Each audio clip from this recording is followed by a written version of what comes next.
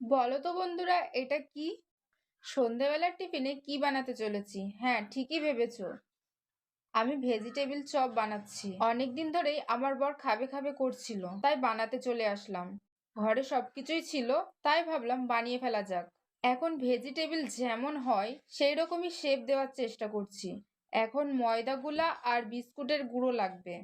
আরেকবার বানিয়েছিলাম, তখন ঘরে ময়দা ছিল না, আটা দিয়ে বানিয়েছিলাম। মানে আটার গোলা দিয়ে। ভাবতে পারিনি যে খারাপ হয়ে যাবে। ময়দা দিয়ে বানালে ভালো মুচমুচে হয়, ময়দার জায়গায় ডিমও দেয়। বাট আমি ময়দা দিয়েই বানাবো। একবার ময়দার গুলার মধ্যে ডুবাতে হবে, তারপর বিস্কুটের গুঁড়ো গায়ে মাখাতে হবে। এরকম ভাবে 2বার করতে হবে। ব্যাস, আমার কমপ্লিট। এবারে গরম তেলের মধ্যে এক এক করে ভেজে নিই।